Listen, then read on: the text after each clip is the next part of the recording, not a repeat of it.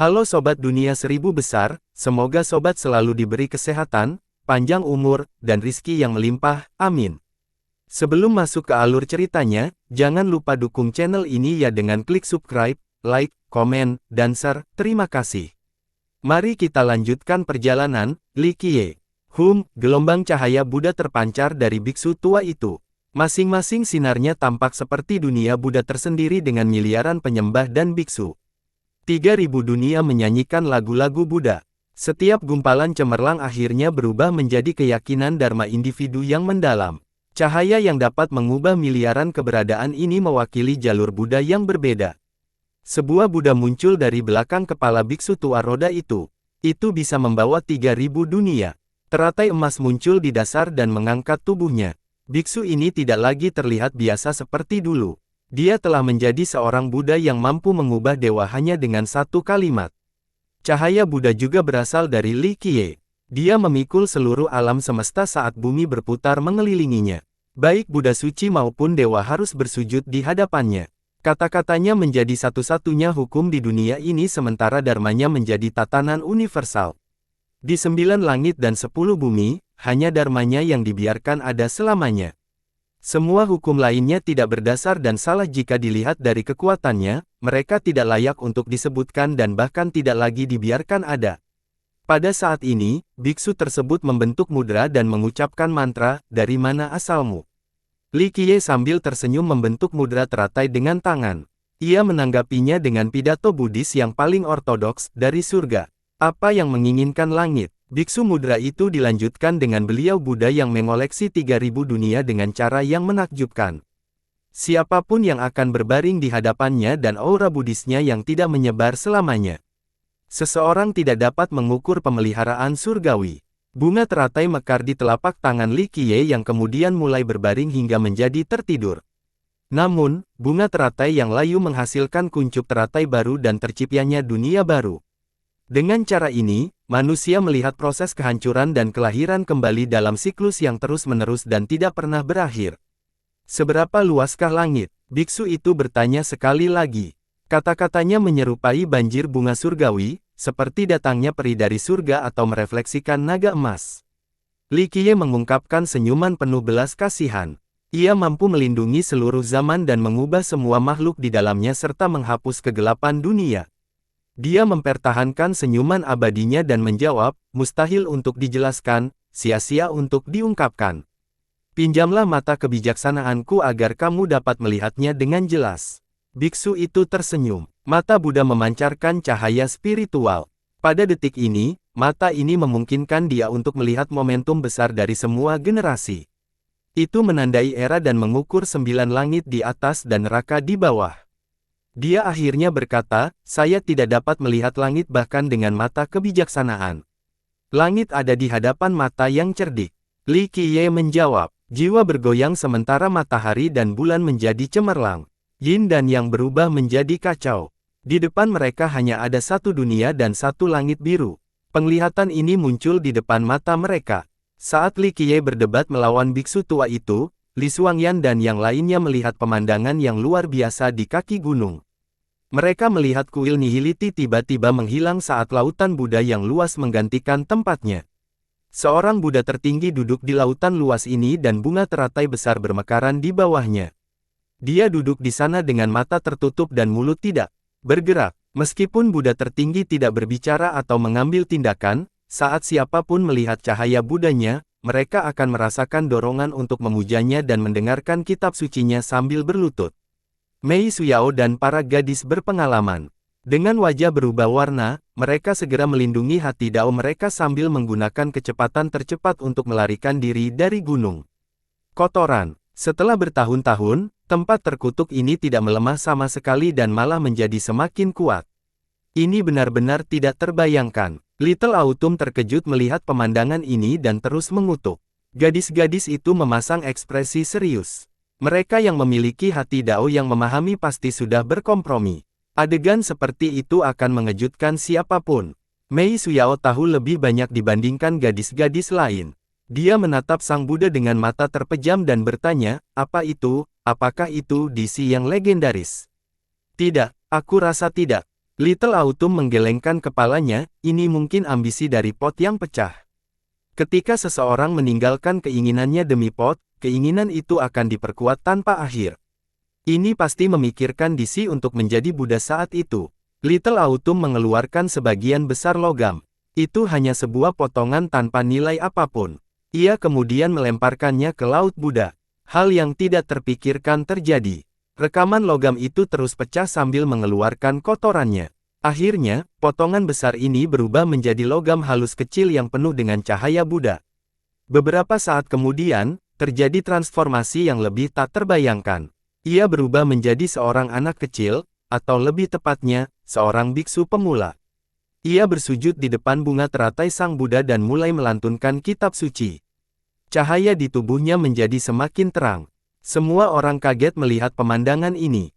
Gadis-gadis itu menarik napas dalam-dalam karena tidak percaya. Jika ada orang luar di sini, mereka juga akan terkejut.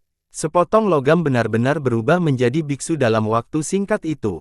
Mungkin orang-orang akan menghubungkan ini dengan sejenis ilusi. Apakah ini demonisasi? Mata Bai Jianzhen terbuka lebar. Dia merasa tidak percaya saat melihat peristiwa yang mirip mitos ini. Seseorang harus tahu bahwa meskipun sepotong logam beruntung, itu akan membutuhkan waktu bertahun-tahun dan pembaptisan sebelum menjadi iblis. Bagi siapapun yang ingin menjadi iblis dengan perasaannya sendiri, mereka harus menjalani penyempurnaan selama bertahun-tahun sebelum mencapai langkah terakhir. Namun kini, logam ini menjadi manusia hampir dalam waktu singkat. Ini mematahkan akal sehat semua orang. Li Xuangyan menjadi pucat dan berlumuran darah, kekuatan pertobatan ini terlalu menakutkan. Ini bukanlah kekuatan pengobatan. Bulian Xiang menatap ke laut dan perlahan menjelaskan, ada sesuatu di sana, sesuatu yang tidak terbayangkan. Ia memiliki kekuatan paling menakutkan di dunia ini. Yang dia maksud adalah pot segudang pikiran. Ia memiliki kekuatan yang tak terbayangkan dan tidak ada yang tahu betapa hebatnya itu. Itu bisa pecah itu. Musim gugur kecil menelan seteguk air liur. Tuan lamanya ingin merebut periuk itu dan harus membayar dengan nyawanya. Ia hanya bisa berdiri di sana dengan penuh keserakahan karena tidak berani main-main. Ditambah lagi, meskipun ia ingin merebut pot tersebut, ia tahu betul bahwa ini adalah upaya yang mustahil. Belum lagi fakta bahwa ia harus bersaing dengan pot terlebih dahulu, ia juga harus mengeluh dataran tinggi pemakaman Buddha. Hal seperti itu bahkan tidak bisa dilakukan oleh Kaisar Abadi. Benar-benar mengerikan. Mei Suyao berkomentar, tidak heran mengapa Kaisar Abadi Aohai tidak pernah ingin memasuki dataran tinggi itu lagi. Jadi dia tidak hanya takut di gunung roh, tapi juga di seluruh dataran tinggi. Dia mengerti mengapa makhluk yang tidak stabil memilih untuk menjauh dari dataran tinggi sepenuhnya. Pemandangan ini berlangsung beberapa saat sebelum cahaya Buddha perlahan menghilang bersama laut dan Buddha raksasa. Gadis-gadis itu menahan napas. Mereka ingin naik gunung karena tidak tahu hasil yang terjadi. Akhirnya, Li Qiye muncul di pintu masuk kuil Nihility. Gadis-gadis itu tergerak untuk melihatnya dan pikiran cemas mereka akhirnya lega. Kesuksesan. Suara Little Autumn bergetar karena kegembiraan, dia benar-benar berhasil, dia akhirnya mengalahkan si botak itu. Li Qiye perlahan turun gunung sementara kelompok yang gembira itu segera bergerak maju dan berkumpul di sekitarnya. Saat ini, tubuhnya gemetar dan dia tidak bisa berdiri tegak. Gadis-gadis itu sangat ketakutan dan segera memeluknya. Bangsawan muda, apa kabar? Chen Baojiao cukup khawatir setelah melihat wajah pucat dan kelelahan ekstrim Li Qiye. Tidak apa-apa, bantu aku duduk. Li Qiye berusaha menarik napas dalam-dalam sambil terengah-engah di antara keduanya. Gadis-gadis itu membantu duduk dengan tergesa-gesa sementara Bulian Xiang memberikan kekuatan murni Grand Dao ke dalam tubuhnya. Ini perlahan memulihkan energi darahnya saat wajahnya berubah menjadi merah muda lagi. Apakah kamu baik-baik saja? Bahkan Bai Jianzhen pun khawatir. Jarang sekali melihat Li Qiye berada dalam keadaan yang mengantuk. Sekalipun mereka tidak dapat menyaksikan kejadian tersebut, mereka dapat membayangkan bahaya yang ada di dalamnya. Sebenarnya keadaanku lebih baik. Li Qiye sambil tersenyum berkata, kalian semua harus pergi dan menemui biksu tua itu. Dia mungkin bahkan tidak bisa berdiri sekarang. Dia mungkin harus tetap berada di tempat tidur selama beberapa tahun. Hahaha, dia masih memiliki jalan yang harus dilalui sebelum bersaing dengan saya. Li Qiye tertawa terbahak-bahak. Dia akhirnya menang dalam perdebatan kitab suci melawan kuil nihility, tidak heran mengapa dia begitu bersemangat. Jangan terlalu bersemangat, tarik napas dalam-dalam dulu. Bulian Xiang berbicara dengan serius setelah teriakan Li Qiye. Dia terus menuangkan kekuatan Dao yang paling murni ke dalam tubuh Li Qiye. Li Qiye menarik napas dalam-dalam dan menenangkan emosinya. Hal yang paling membuatnya bersemangat bukanlah mendapatkan Space Scripture melainkan mengalahkan para biksu di kuil. Tentu saja, menang dengan menggunakan kekuatan tidak sebanding dengan kegembiraan sebesar ini. Namun kini, dia menggunakan dharmanya untuk mengalahkan para biksu di sana. Selain itu, ini adalah ujian menuju kitab nihility, hal yang paling dipahami oleh para biksu ini. Dengan bantuan kekuatan Dao Bulian Xiang, Li Qiye pulih dengan cepat. Hehehe, bos, apakah kamu memilikinya sekarang? Little Autumn dengan penuh semangat mengawasi. Li Qiye menoleh ke belakang dan tertawa, tentu saja. Sejak saya mengalahkan para biksu itu, Space Scripture secara alami ada di tangan saya sekarang. Kitab suci luar angkasa. Bai Jianzhen tersentak. Dia tidak memikirkan apa yang dia incar sebelum datang ke sini untuk menantang para biksu. Tapi sekarang, dia cukup terkejut mendengar ini, salah satu dari 9 kitab suci surgawi yang agung dari legenda. Ya, itu dia. Li Qiye mengangguk. Gadis-gadis itu saling melirik. Bai Jianzhen adalah yang paling mengejutkan. Space Scripture, artefak yang menurut dunia tidak ada. Ke-9 kitab suci tersebut bahkan diinginkan oleh Kaisar Abadi, namun hari ini, Li Qiye sebenarnya telah mendapatkan salah satu dari kitab suci legendaris ini. Dia datang, legenda menyatakan bahwa Kaisar Abadi Hao Hai juga telah memperoleh kitab suci luar angkasa. Ini adalah kesalahpahamannya, karena Kaisar pernah ke sini. Sebelumnya, dia berasumsi bahwa Space Scripture ditinggalkan olehnya. Tepatnya, dia hanya memperoleh sebagian kecil dari kitab suci, hanya 1 bab. Li Qiye sambil tersenyum berkata, kitab luar angkasa di kuil nihility tidak ada hubungannya dengan dia. Faktanya, Kaisar sebenarnya menginginkan Space Scripture setelah datang ke kuil nihility saat itu. Sayangnya, dia kalah taruhan. Belum ada yang melihat kitab suci luar angkasa yang sebenarnya sudah jutaan tahun sekarang. Little Autumn menunjukkan dan memamerkan pengetahuannya, ketika Kaisar Abadi Hao Hai berkumpul di pohon dunia saat itu, dia menemukan sebuah gulungan yang ditinggalkan oleh nenek moyang yang berisi teknik dari Space Scripture. Adapun kitab suci luar angkasa di kuil nihility, ia memiliki asal-usul yang lebih besar karena dilahirkan oleh tatanan alam. Itu adalah barang tertinggi di dunia ini. Cacing itu melanjutkan, tentu saja, ketika kami mengatakan bahwa belum ada seorang pun yang pernah melihatnya sebelumnya, kami sedang berdiskusi tentang era kesunyian sampai sekarang. Faktanya, di era yang tidak dapat dilacak, keberadaan tertinggi telah ditemukan dan berkembang hingga tingkat yang tidak dapat diduga. Kalau tidak akan ada dunia iblis kekaisaran kecil, ini adalah tempat yang diciptakan dari udara tipis. Musim gugur kecil sangat berpengetahuan tentang kitab suci. Alasan mengapa saya mengetahui begitu banyak adalah karena saya menginginkan buku itu pada saat itu. Sebagai dewa sejati, dia menantang kuil nihility, namun sayangnya, hal itu berakhir dengan kematian.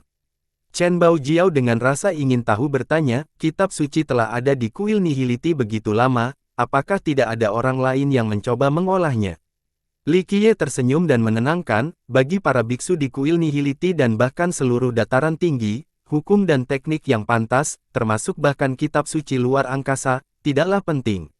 Hal-hal ini tidak penting, mereka hanya membutuhkan Buddha di hati mereka. Dengan Buddha di hati mereka, mereka akan memiliki segalanya. Li Qiye melanjutkan, dalam hal ini, mereka abadi. Ini adalah keyakinan yang cukup kuat bahwa tidak ada hal lain yang perlu diperhatikan. Dharma di dataran tinggi pemakaman Buddha adalah mantra yang menyihir, bahkan bisa disebut seni jahat. Bai Jianzhen yang pendiam menambahkan, rupanya dia mempunyai pendapat yang cukup negatif terhadap Dharma dataran tinggi. Li Qiye hanya tersenyum dan tidak berkomentar sebagai tanggapan. Hehehe bos, gimana dengan pot yang pecah? Apakah kamu juga mengerti? Little Autumn melihat ke atas dan ke bawah ke arah Li Qiye dan tersenyum. Li Qiye melihatnya dengan satu mata dan berkata, jika saya mendapatkan pot itu, apakah Anda masih berdiri di sini sekarang? Seluruh dataran tinggi akan berada dalam kekacauan saat ini jika itu terjadi. Itu benar. Cacing itu menggaruk kepalanya dan berkata, Ais, sayang sekali, menyerahkan periuk tertinggi itu kepada botak itu. Li Qiye dengan dingin menjawab, bahkan jika kamu memegang pot itu, bisakah kamu menanganinya? Kamu akan menjadi gila dalam waktu kurang dari 3 hari. Yah, cacing itu menggosok-gosokkan kedua telapak tangan karena malu. Ia tahu bahwa Li Qiye mengatakan yang sebenarnya. Tidak ada seorang pun yang mampu menahan panci itu. Tanpa kemauan yang cukup, putaran akan langsung menjadi gila. Sejak dahulu kala, hanya makhluk luar biasa seperti DC yang dapat menangani kekuatan pot dan mengendalikannya. Pot pecah apa yang kalian bicarakan?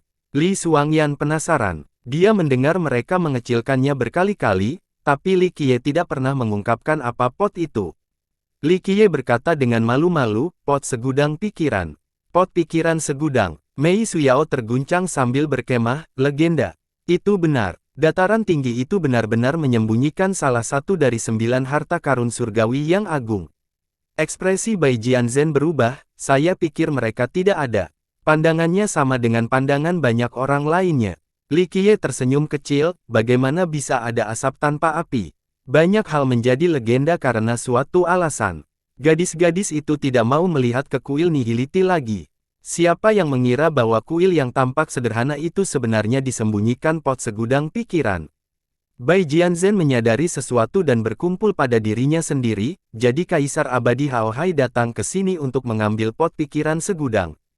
Li Qiye menggelengkan kepalanya dan berkata, hal seperti itu tidak dapat terjadi dengan mudah, bahkan bagi Kaisar Abadi. Ditambah lagi, belum tentu merupakan hal yang baik. Ada banyak harta karun di dunia ini, dan tidak semuanya bermanfaat bagi yang memperolehnya. Gadis-gadis itu diam. 9 harta karun bukanlah hal yang berani mereka impikan. Hehehe, bos, karena kamu sudah mendapatkan Space Scripture, maukah kamu, mengajariku beberapa gerakan? Musim gugur kecil sedang dingin saat ini. Li Qiye menyorotinya dan berkata, jangan khawatir, aku akan mengajarimu beberapa gerakan, tapi jangan mengecewakanku. Jika kamu tidak berusaha lebih keras untuk memperkuat garis keturunanmu, lebih baik kamu menjaga dirimu sendiri atau aku akan membuangmu selamanya. Sebagai cacing penyeberangan luar angkasa, Little Autumn memiliki garis keturunan yang sangat langka. Ia memiliki keunggulan yang tak tertandingi dalam pemahaman spasial. Dengan kata lain, Little Autumn terlahir sebagai seorang jenius dalam hal luar angkasa. Namun, ia suka bermain-main dan tidak bisa benar-benar memanfaatkan garis keturunan alaminya. Baru setelah mereka melakukan perjalanan ke pohon dunia, garis keturunannya akhirnya melonjak ke depan. Hehehe bos, jangan khawatir. Katakan saja dan saya akan berlatih siang dan malam untuk tidak mengecewakan Anda. Hanya dalam beberapa tahun, aku akan menjadi penguasa luar angkasa. Little Autumn menamparkan dadanya dan menyuarakan janjinya. Li Qiye hanya melihat sekilas sebelum memerintahkan, ayo, kami pamit. Bos, tunggu aku. Little Autumn dengan cepat mengejarnya seperti anak anjing yang lucu. Li Qiye tidak hanya ingin meninggalkan kuil nihiliti, dia juga ingin meninggalkan dunia yang lebih kecil. Dia melakukan semua yang dia ingin lakukan di sini, jadi dia tidak lagi mencari hal lain. Sebelum pergi, dia melihat kembali ke dunia kecil untuk terakhir kalinya. Selamat tinggal, dunia iblis kekaisaran kecil. Di masa depan, kamu tidak akan ada lagi. Li Qiye menghela nafas. Kata-kata seperti itu mengejutkan para gadis. Chen Baojiao harus bertanya, mengapa Anda mengatakan bahwa dunia yang lebih kecil tidak akan ada lagi? Pada generasi ini, dunia kecil akan berubah menjadi abu. Li Qiye menjawab perlahan. Biksu itu benar-benar akan mengambil tindakan. Bulian Siang tahu lebih banyak dari yang lain dan cukup mengejutkan juga. Li Qiye dengan lembut mengangguk dan menatap, ya, jadi jika sisa-sisa benua tengahmu pergi sekarang, masih ada peluang. Sekali seseorang melangkah ke dataran tinggi, ia akan selamanya menjadi biksu. Bulian Siang berkata, bukannya kamu tidak mengetahui hal ini. Li Qiye menghela napas lagi. Dia secara alami memahami logika ini. Bagaimana dengan para penggarap kegelapan dan tentara penjajahan yang masih di sini? Li Xuangyan berkemah sambil melihat dunia yang lebih kecil. Menjadi abu. Li Qiye dengan lembut menghela nafas. Dia tidak ingin tinggal di sini lebih lama lagi dan berbalik untuk pergi.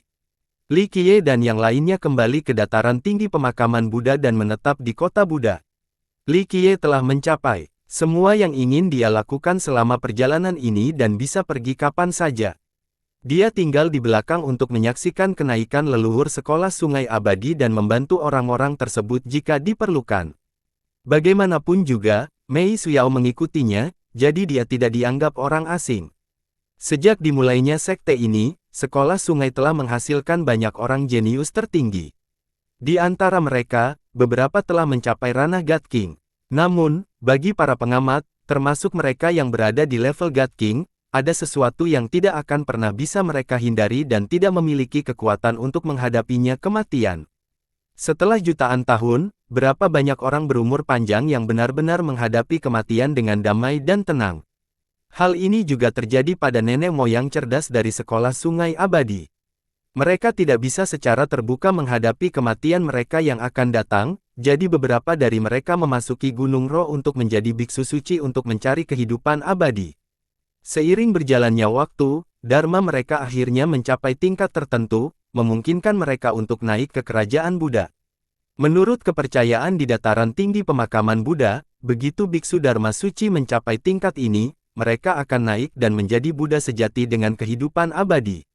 Hari kenaikan semakin dekat, sehingga kelompok Li Qiye memilih untuk tetap tinggal. Terlebih lagi, para gadis belum pernah melihat kenaikan sebelumnya, jadi ini akan memperluas wawasan mereka. Di dalam ruangan di kota Buddha, Li Qiye menggunakan pentagate untuk menutup kamarnya dan membuka sebuah kotak. Kotak kuno ini tak tertandingi dan telah bertahan selama bertahun-tahun yang tak terhitung jumlahnya. Dia dengan hati-hati melihat kotak ini, itu mulus tanpa celah dan tampak seperti batu besar. Satu-satunya hal yang dapat memberi petunjuk kepada orang lain tentang sifatnya adalah penyuk bulat di dalam kotak. Kelihatannya tidak terukir melainkan dibentuk oleh alam. Penyuk bundar dan kotaknya selalu menjadi satu. Setelah melihat penyuk bulat ini, Li Qiye tersenyum dan berkata, manusia melamar tetapi langit yang menentukan. Tanpa perencanaan, bagaimana mungkin ada kesuksesan? Setelah itu, Li Qiye mengeluarkan sebuah piringan harta karun. Itu adalah disk spasial alam terfragmentasi. Ini adalah harta tertinggi klan Nantian. Dia mengambil dari Raja Muda Nantian saat itu. Inilah salah satu kunci untuk memperoleh kitab suci. Untuk itu diperlukan pot segudang pikiran untuk bergerak serta 3 kunci lainnya. Disk ini diperlukan untuk membuka kotak Space Scripture di dalamnya. Generasi selanjutnya percaya bahwa disk tersebut diciptakan oleh Kaisar Abadi Fei Yang, namun kenyataannya tidak demikian.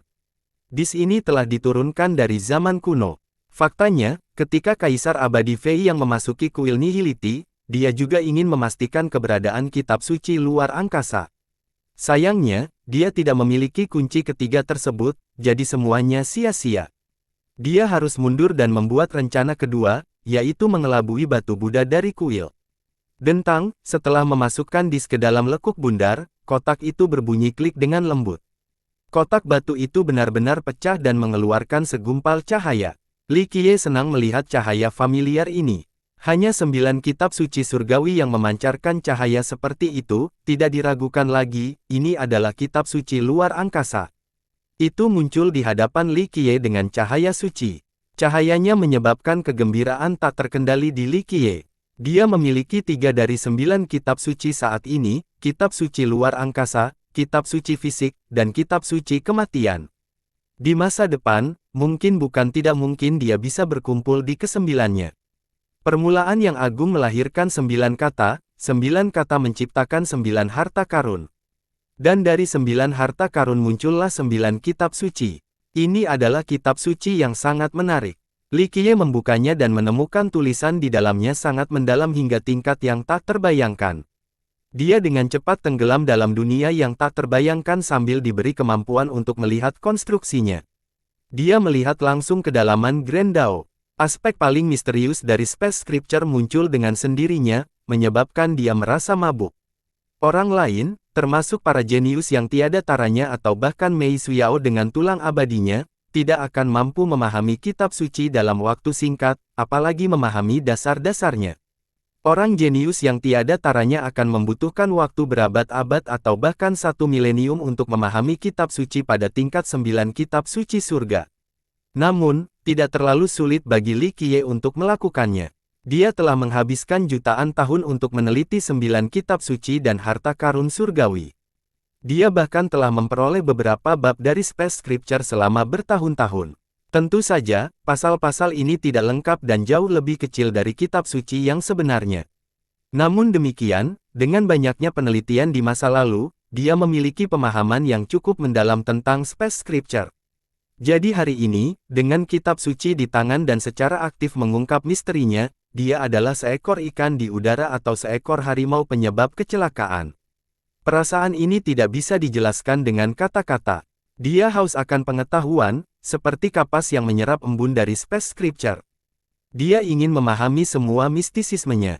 Dalam beberapa hari berikutnya, dia tenggelam dalam keajaibannya dan mengunci dirinya di dalam kamarnya. Gadis-gadis itu tahu bahwa dia sedang mempelajari Space Scripture, jadi mereka tidak mengganggunya. Sementara itu, kedekatan dengan umat Buddha semakin kuat di Gunung Roh. Cahaya Buddha juga muncul dengan cara yang memberontak. Akhirnya, cahaya ini akhirnya mencapai seluruh dataran tinggi. Bahkan mereka yang belum pernah melihat dunia sebelumnya memahami bahwa sesuatu yang besar sedang terjadi. Kenaikan akan segera terjadi. Seseorang mengetahui apa yang akan terjadi setelah melihat cahaya menutupi dataran tinggi.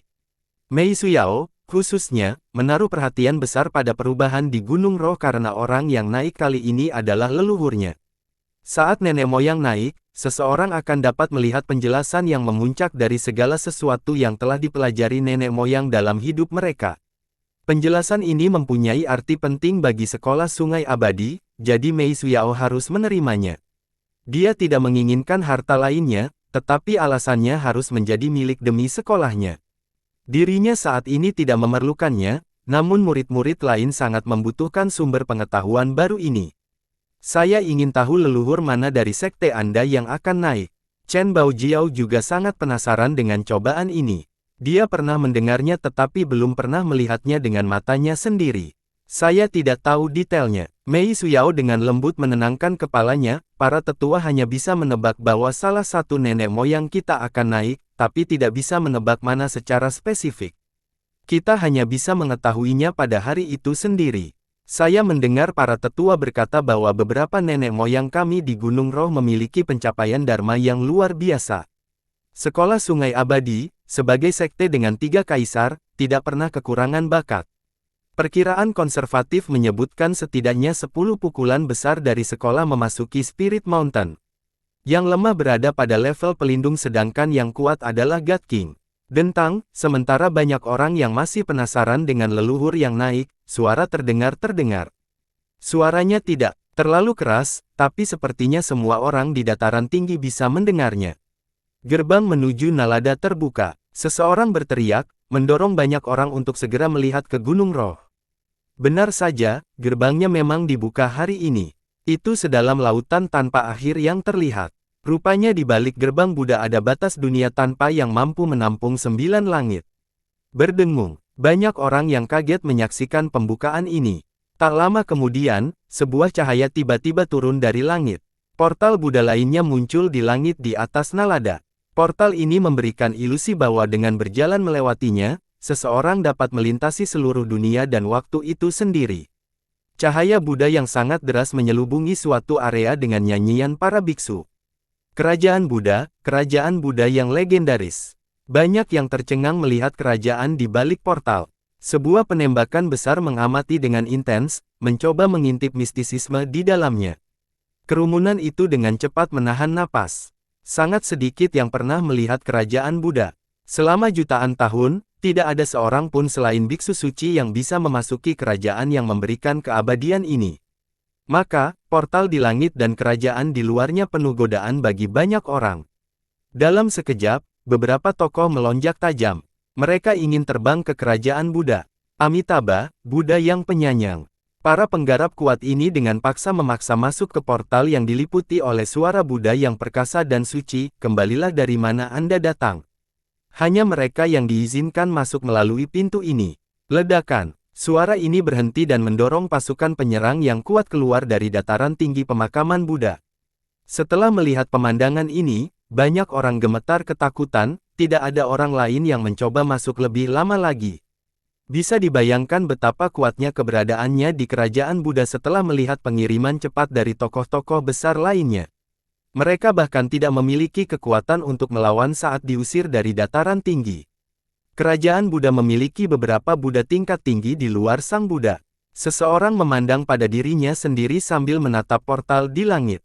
Mencicit, Mei Suyao dan gadis-gadis lainnya juga tertarik dengan portal itu, tapi mereka mendengar pintu terbuka dan segera berbalik dan melihat Li Qiye meninggalkan kamarnya. Gadis-gadis itu menyadari bahwa Li Qiye memasang ekspresi yang sangat aneh saat ini. Hal itu tidak dapat dijelaskan, singkatnya, bahkan Li Xuangyan, yang paling lama mengikutinya, belum pernah melihat ekspresi ini sebelumnya. Dia tidak tahu apa yang disampaikan oleh sikap ini dan bertanya, "Bangsawan muda." Melihatnya seperti ini membuat mereka semua merasa tidak nyaman. "Tetaplah di sini." Li Qiye melirik portal di langit dan mengeluarkan perintah sebelum melangkah ke udara. Berdengung, sebuah jalan menuju langsung ke portal di atas kuil Nalada telah diaspal di bawah kakinya. Apa yang sedang terjadi? Gadis-gadis itu benar-benar bingung melihat Li Qiye menuju ke arah itu. Mei Suyao bertanya, sesuatu yang besar akan terjadi. Satu kesalahan saja akan menyebabkan kehancuran. Dia juga tersesat, tapi dia tahu situasinya. Di masa lalu, dia mengundangnya untuk pergi ke Nalada, ke kerajaan Buddha, tapi dia langsung menolaknya. Namun saat ini, dia pergi sendiri. Lihat ke sana, ini paling ganas. Seorang pria bermata tajam melihat Li Qiye melayang ke udara di sana. Saat ini, gelar Verces membuat takut seluruh dunia. Semua eksistensi yang kuat di dunia Kaisar Fana cukup mewaspadainya. Dia membunuh Raja Fana, mengalahkan Zanzi dan Kaisar Langit Lin dan membunuh Jikong Wudi. Adakah pemuda yang masih berani bersaing dengannya? Apa yang dia lakukan? Apakah dia ingin merebut kekayaan Buddha di kerajaan Buddha? Seseorang berada di dekatnya pada dirinya sendiri sambil melihat semuanya terjadi. Seorang pakar manusia yang bersemangat menyatakan, yang paling ganas benar-benar terlalu bullish. Dia sepertinya ingin menantang seluruh dataran tinggi. Pada saat ini, sekelompok besar orang ingin melihat Verces melawan dataran tinggi pemakaman Buddha. Mereka mendambakan keajaiban di mana Verces mengalahkan dataran tinggi. Dalam sekejap, Li Qiye memasuki Gunung Roh dan berada tidak jauh dari Nalada. Dermawan, silakan kembali. Hanya dalam satu langkah, gambar Bodhisattva berwajah 8 muncul di kuil bersamaan dengan nyanyian yang mampu mengubah dunia itu sendiri. Bodhisattva bercahaya. Orang-orang cukup waspada terhadap orang ini. Bahkan bagi mereka yang berpikiran lebih kuat pun tidak berani mendekat. Karena saya sekarang di sini, kalian semua punya dua pilihan. Li Qiye menyorotkan portal Buddha di depan, menembus ke dalam kerajaan Buddha, buka portalnya dan biarkan aku masuk atau aku akan menghancurkan portal ini dan membekukan tanah ini. Sikapnya saat ini cukup tegas, tidak memberikan ruang untuk negosiasi. Setiap kata membawa momentum yang kuat dan kuat. Cukup mendominasi, baik mengenang ras manusia maupun ras lainnya tenggelam dalam kekaguman. Selama beberapa generasi sekarang, tidak banyak orang yang berani menantang dataran tinggi dengan cara yang sombong. Apa yang sedang terjadi? Mei Suyao dan para gadis menjadi semakin bingung saat kejadian itu terungkap. Mei Suyao sangat bingung karena Li Qiye sepertinya tidak peduli dengan kerajaan Buddha sebelumnya. Namun kini, ia berusaha menuju ke sana dengan tekad yang tak tergoyahkan, tidak ada yang bisa menghalangi. Setelah berada di perpisahan begitu lama, gadis-gadis itu mengerti bahwa bangsawan muda mereka benar-benar bermain kali ini. Hari ini, jika ada yang mencoba menghentikannya, dia pasti akan membunuh mereka semua dan dengan kejam membasuh dataran tinggi itu dengan darah. Amitabha, ya ampun, ya ampun. Bodhisattva Radiant menyatakan bahwa dia tidak bisa mengubah pikiran Li Qiye dan menghilang. Li Qiye melihat ke arah portal dan dengan berani berkata, buka portalnya sekarang atau aku akan menghancurkan kuil Nalandamu. Nadanya datar, namun membawa niat dingin dan kejam yang memenuhi keinginan Unteka membunuh. Setiap kata dengan jelas menunjukkan tekadnya. Amitabha, nyanyian keras terdengar dari Nalada. Nyanyian ini dapat mengubah dunia sementara semua biksu di dataran tinggi bersujud. Kamu mendekati kematian. Dengan aura dingin, Li Qiye langsung melangkah menuju portal. Dia ingin dengan paksaan naik ke kerajaan. Buddha yang penyayang. Nyanyian itu membubung ke langit dari kuil nalada. Cahaya Buddha terletak 9 langit saat Buddha muncul satu demi satu. Mereka membentuk mudra dari kata, miriat, dan membantingnya ke bawah untuk menekan Li Qiye. Buddha yang penyayang. Semua biksu di dataran tinggi sedang bersujud. Aura Buddha yang melonjak di udara menguras warna dunia. Mata Li Qiye menjadi dingin. Dia berteriak dan memanggil Pentagate penyegel surga. Kedua tangannya menyala saat dia memulai serangan. Ledakan. Pentagate menghancurkan langit dan menghancurkan segala sesuatu. 5 makhluk abadi melompat keluar dari gerbang burung pemakan matahari, serigala pemakan bulan, semut pemakan bintang, elang terselubung surga, dan tikus penyegel bumi. Semua penghuni dunia ini gemetar setelah kelima binatang ini keluar. Segala sesuatunya tidak penting dan menyedihkan di hadapan mereka tidak cukup untuk mencapai puncak. Mereka menghancurkan langit dan segera berubah menjadi 5 Grand Dao yang terpisah. Ledakan. 5 Grand Dao digabungkan menjadi koridor abadi. Ini adalah koridor temporal, yang dapat menghentikan segalanya, termasuk erosi waktu. Ledakan. Kata Buddhis, segudang, yang dapat menekan dewa dihentikan sebelum koridor panjang ini. Ia tidak bisa bergerak setengah langkah lebih dekat.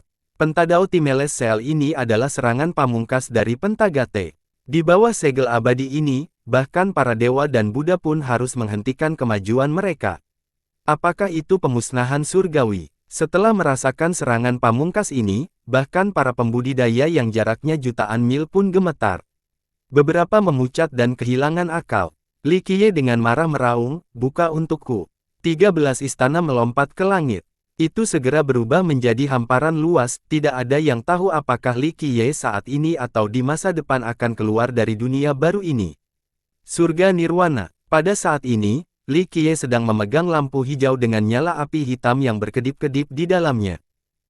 Ketiga kapal itu semuanya muncul. Dengan ledakan keras, darah, kehidupan, dan energi ciptaan yang tak terbatas semuanya mengalir ke depan untuk menghentikan kekuatan dataran tinggi pemakaman Buddha. Bahkan dataran tinggi pun tampak tidak berarti apa-apa di hadapan kekuatan ini. Siapapun yang mencoba menghentikanku hari ini akan mati, apakah itu Amitabha atau DC? Li Qiye meraung. Lampu hijau terbuka dan nyala api gelap segera memancar ke langit. Langit langsung terbakar oleh nyala api gelap ini. Segudang dao berubah menjadi asap. Pada saat ini, terlepas dari apakah seseorang adalah dewa sejati atau seorang kaisar, bahkan makhluk abadi pun akan berubah menjadi abu. Buddha yang maha penyayang, seorang Buddha suci yang menjulang di langit ingin melawan nyala api yang mengerikan ini. Namun, ini hanya mengakibatkan teriakannya. Dia berubah menjadi abu bahkan sebelum dia bisa berkedip. Larang aku dan mati. Suara Li Qiye bergema di 9 cakrawala. Declivity Mountain Bell di tangannya melancarkan serangan. Ledakan. Serangan pamungkas, pemusnahan surgawi, muncul di hadapan dunia ini. Gunung Meru Ilahi. Sebuah gunung yang dilindungi oleh para dewa dan Buddha muncul dengan serangan ini, tidak ada yang bisa menghentikan momentumnya. Bang! Seluruh dataran tinggi berguncang seperti perahu kecil di tengah badai yang sangat deras. Retak, bahkan portal terkuat yang melindungi kerajaan Buddha pun mulai retak saat menghadapi serangan terpenting ini. Banyak orang yang terpaksa berlutut. Bahkan paragon dan dewa raja gemetar ketakutan. Mereka merasa bahwa mereka hanyalah semut. Inilah kekuatan sejatinya, kekuatan yang mampu membunuh para dewa. Semua orang terkejut. Mereka memahami bahwa pertarungan Li Qiye sebelumnya hanyalah pemanasan. Dia hanya bermain-main dengan santai. Bagaimana dia bisa begitu tak terpecahkan? Dewa dan Buddha semuanya akan dihancurkan. Paragon pucat tidak bisa bangkit dari posisi berlututnya. Itu hanya avatar. Para Buddha di Nalada masih belum keluar. Bagaimanapun juga, saya khawatir para Buddha akan terluka parah akibat serangan seperti itu. Dewa Raja cukup cerdas dan menjelaskan meski merasa ngeri. Baik God Monarch dari generasi sebelumnya maupun para jenius tiada taraf dari generasi sekarang harus tetap menundukkan kepala mereka di hadapan penampilan Li Qiye yang tak terkalahkan dan mendominasi. Terlepas dari siapa mereka, yang bisa mereka lakukan hanyalah berlutut saat ini. Amitabha, banyak Buddha suci maju dari gerbang Nalada yang terbuka. Cahaya Buddha sekali lagi direvitalisasi di dataran tinggi. Afinitasnya memberdayakan tubuh mereka. Suaranya keras terdengar di seluruh dataran tinggi. Miliaran biksu di sini memulai nyanyian mereka untuk memperkuat Dharma Agung para Buddha. Semua ahli di sini menyaksikan dengan napas tertahan ketakutan. Mereka merasa bahwa mereka bukanlah siapa-siapa di hadapan Li Qiye dan dataran tinggi. Li Qiye tidak takut melihat para Buddha ini keluar. Dia dengan dingin menyorot mereka dan berkata, "Belum lagi kalian semua. Bahkan jika Amitabha keluar dari peti matinya atau Disi kembali dari keabadian abadi, jangan pernah berpikir untuk menghentikanku atau aku akan menghancurkan kerajaan Buddha kalian di masa depan, semua biaya." Buddha yang penyayang. Para Buddha yang mulia ini mulai melantunkan mantra. Cahaya di tubuh mereka berubah menjadi pedang panjang yang terus berubah saat turun dari langit. Mereka berdua adalah perusak sekaligus pelindung dunia. Inilah para Buddha yang marah dan melancarkan kejahatan. Banyak orang berdebar-debar menghadapi kemarahan yang datang ini. Badai segera mendekat, apapun hasilnya, pertempuran telah mencapai akhir.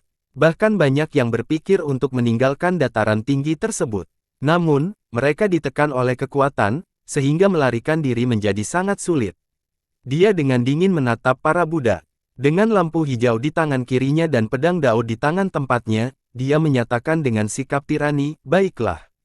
Datang, hari ini, saya akan menunjukkan kepada dunia apa itu pembunuhan Buddha." Ya ampun, ya ampun. Tepat ketika pertempuran besar akan meletus, sebuah suara Buddha bergema dari kerajaan seolah-olah itu datang dari masa lalu, seolah-olah tidak pernah hilang bahkan setelah jutaan tahun, biarkan dia masuk, dia dan saya terhubung oleh takdir. Amitabha, kami menerima keputusan itu. Para Buddha menyatukan kedua telapak tangan mereka dan segera kembali ke dalam nalada. Cahaya Buddha menghilang bersama mereka. Tuan Buddha, orang yang berpengetahuan langsung mengetahui siapa pembicaranya. Li Qiye mengingat kembali 13 istananya, lampu hijau, dan pedang Dao miliknya dan kembali tampil biasa. Dia menatap tajam ke dalam portal untuk melihat lokasi terdalam di dalamnya. Ekspresinya sangat aneh dan tidak dapat dibaca. Sebuah jembatan Buddha turun dari kerajaan dengan banyak bunga teratai bermekaran di bawahnya, memberikan suasana sakral dan tertinggi yang tak tertandingi. Jembatan ini sendiri membuat banyak orang merasa hormat. Li Qiye menjawab, dia tidak mengatakan apapun saat dia melangkah ke jembatan. Hal itu membawanya ke wilayah terdalam kerajaan Buddha. Penonton akhirnya tenang setelah menghilang. Mereka semua segera berdiri. Apakah dia benar-benar berselisih dengan dataran tinggi pemakaman Buddha? Banyak orang yang bermandikan keringat dingin setelah mengingat kejadian sebelumnya dan dengan cepat mulai berdiskusi di antara mereka sendiri. Faktanya, setelah berbicara sepanjang lebar, tidak ada kesimpulan karena mereka tidak tahu mengapa Li Qiye tiba-tiba mematahkan semua kepura-puraan dengan dataran tinggi tersebut.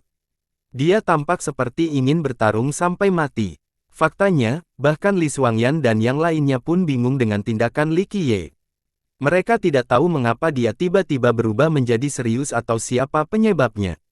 Satu-satunya orang yang masih mempertimbangkan adalah Little Autumn. Ia memandang portal tertinggi di langit tanpa tujuan. Akhirnya, ia kembali sadar dan berseru kaget, mungkinkah itu dia? Dia, siapa yang Anda bicarakan? Gadis-gadis itu langsung penasaran saat mereka di sekitarnya. Aku tidak tahu. Ia dengan cepat menenangkan dan menjawab, saya benar-benar tidak tahu. Itu hanya sebuah cerita, bukan, sebuah legenda yang diselimuti misteri. Legenda macam apa? Mei Suyao bertanya lebih lanjut. Aku tidak tahu. Ia benar-benar menutup mulut saat ini. Jelas bahwa mereka tidak mau mengungkapkan apa yang diketahuinya. Kamu benar-benar tidak tahu. Chen Baojiao menatap tajam ke arah cacing itu. Semua gadis lainnya juga menyoroti Little Autumn, seolah-olah mereka akan memukulinya. Dengan ekspresi sedih, ia menenangkan kepalanya, Nyonya, meskipun Anda memukuli saya, tidak ada yang akan berubah. Ada beberapa hal yang tabu dan tidak boleh dibicarakan. Sama seperti bangsawan muda Anda, dia memiliki topik yang menarik dan terlarang. Hal ini adalah salah satu skala kebalikannya, siapapun yang berani menyentuhnya pasti akan mati mengenaskan. Dia akan membuat mereka mengalami nasib yang lebih buruk daripada kematian saat mereka melolong kesakitan selama-lamanya. Mei Suyao melirik gadis-gadis lainnya. Menilai dari ekspresi Little Autumn, mereka tidak bisa mencampurkan masalah ini lebih jauh. Meski ingin tahu apa yang sedang terjadi, tidak ada yang berani bertanya. Jauh di dalam kerajaan Buddha duduklah seorang Buddha suci. Itu adalah Sang Buddha. Bertentangan dengan imajinasi semua orang, Sang Buddha tidak memiliki avatar yang sangat tinggi. Mereka juga tidak memancarkan cahaya keemasan yang berkilauan atau memiliki aura yang mampu memberikan keselamatan. Sang Buddha di depannya sangat kurus, sebenarnya seorang wanita. Siapa yang mengira bahwa penguasa kerajaan Buddha sebenarnya adalah seorang wanita? Dia tidak cantik tiada taranya, tapi dia bersinar cemerlang dan spiritualitas yang tak terlukiskan. Jika memungkinkan untuk menjadi abadi, maka dia pastilah kandidat utama. Tiba-tiba seseorang akan merasa bahwa dia dilahirkan dengan membawa kehendak langit, tidak ada seorang pun di dunia ini yang lebih spiritual darinya. Li Qiye mendekat untuk melihat wajah yang sangat familiar itu. Tak lama kemudian, emosi yang tak terhitung jumlahnya mulai mengamuk di dalam hatinya. Dia tidak tahu bagaimana menjelaskannya. Li Qiye menatapnya lama sebelum berkata, "Saya selalu tahu bahwa Anda masih hidup. Saya juga tahu bahwa Anda selalu mencari saya." Gadis itu bertemu pandang dengannya. Dia tidak ternoda oleh dunia duniawi dan jauh dari dunia fana yang gaduh. Meskipun dia tidak mengenakan jubah Buddha atau dihiasi tanda Buddha di dahinya, dia tetaplah seorang Buddha sejati. Selama hati telah menjadi Buddha, daging tidak lagi penting. Suer yang saya kenal selalu menjadi wanita yang kuat.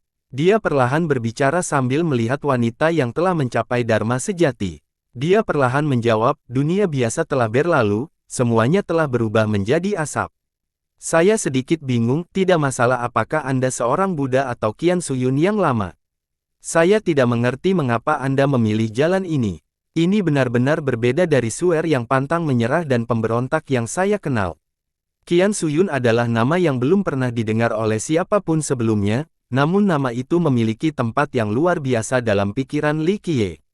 Qian Suyun, penguasa Buddha saat ini, dengan tenang menjawab, setiap orang memiliki jalannya sendiri. Kamu punya milikmu dan aku punya milikku.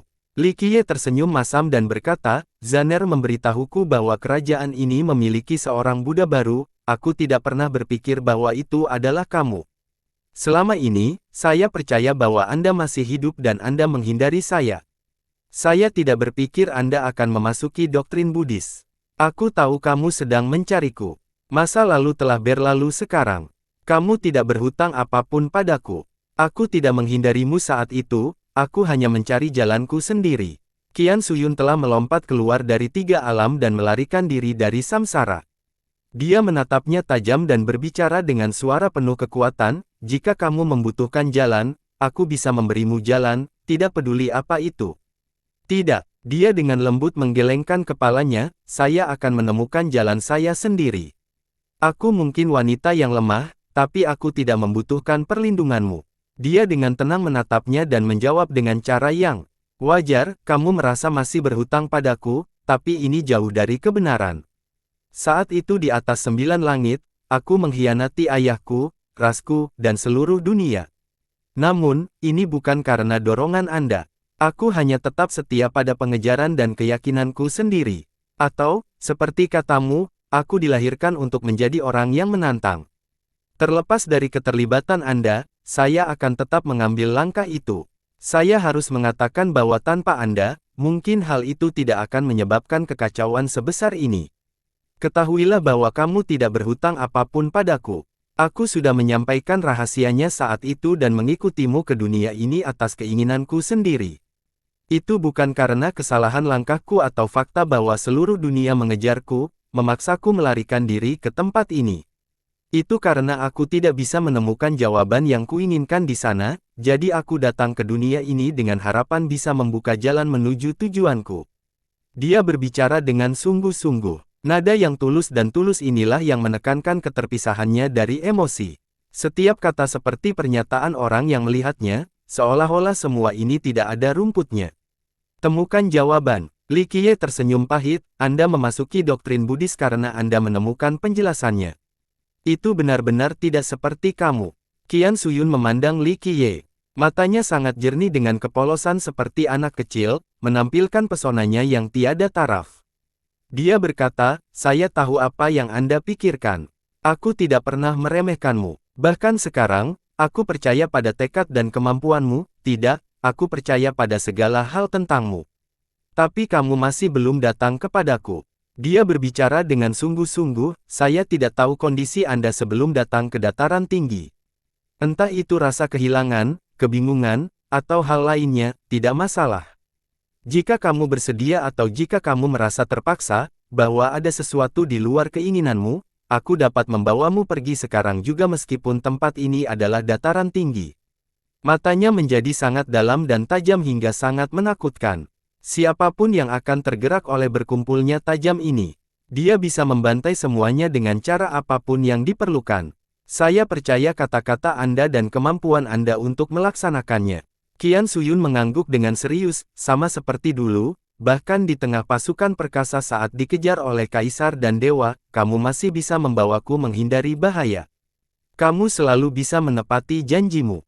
Tetapi keputusan saya untuk menganut agama Buddha tidaklah bersifat mendasar dengan dataran tinggi itu sendiri. Mereka tidak menafsirkan atau mengolok-olok saya. Saya wanita mungkin lemah, tetapi Anda harus tahu bahwa tidak ada yang bisa mengubah atau membuat saya menyerah, tidak ada kekuatan yang dapat menyerang pikiran saya. Dengan itu, pandangan yang jernih seakan mampu menjangkau seluruh dunia. Semuanya dipermalukan olehnya yang polos dan jernih. Dia melanjutkan dengan bebas, saya bergabung dengan dataran tinggi karena terhubung dengan saya. Ia memiliki keyakinan yang sama dengan saya, jadi saya memilih untuk tinggal di sini untuk hidup dan menjadi seorang Buddha. Qian Suyun saat ini luar biasa, tapi di masa lalu, dia adalah seorang gadis kecil yang tampak seperti peri lemah. Meskipun penampilannya tampak rapuh, jantungnya memiliki kemampuan yang sangat kuat sementara dia memiliki ketabahan mental yang tak tertandingi. Li Qiye berhenti sejenak sebelum berbicara, Anda harus tahu bahwa dataran tinggi pemakaman Buddha masih tidak dapat menghindari nasib yang tidak dapat dihindari. Pada akhirnya, itu masih membutuhkan baptisan darah. Qian Suyun setenang air di dasar sumur, saya tahu, tidak ada seorang pun yang bisa lepas dari nasib akhirnya. Jika mereka menginginkan jawaban, mereka harus membayar dengan darah. Dia memandangnya dengan serius namun polos, saya tahu Anda juga memerlukan jawaban, tetapi jawaban yang Anda cari sama sekali berbeda dengan jawaban saya. Yang ingin saya ketahui hanyalah siapa yang mendengarkan doa semua makhluk. Benar, sebuah jawaban. Li Qiye tersenyum kecut setelah mendengar penjelasannya. Dia duduk tepat di tanah dan dengan lembut menghela nafas, sejak dahulu kala, hal yang paling langka adalah memiliki hati yang murni. Setelah bertahun-tahun, kamu masih sama. Kamu tetaplah kamu tanpa perubahan apapun. Hal yang sama berlaku untukmu. Dia menjawab, setelah jutaan tahun, hatimu masih sama. Tekadmu tak pernah goyah, meski di masa kegelapan, meski di tengah badai hujan. Anda tidak pernah ragu atau bimbang sebelumnya. Dia menghela nafas lagi, membiarkan ketenangan kembali terjadi. Setelah bertahun-tahun, akan sulit menemukan seseorang yang memahami Anda. Akhirnya, dia tersenyum dan melanjutkan, kami ingin jawaban. Anda ingin menemukan jawaban untuk semua makhluk sementara saya ingin mencarinya sendiri, hanya karena saya ingin mengetahuinya. Tidak, menurutku, tidak ada orang yang lebih luar biasa darimu. Dia dengan tenang menambahkan, siapa yang berani mengatakan bahwa kamu egois? Sepanjang sejarah, Anda telah menjaga 9 dunia sepanjang waktu. Bahkan di tempat lain, Anda bekerja untuk umat manusia, untuk membuka tempat tinggal bagi mereka. Menurutku, aku sama sekali tidak sehebat itu. Li Qiye dengan bebas tersenyum, saya tidak pernah menjadi penyelamat atau penjaga umat manusia.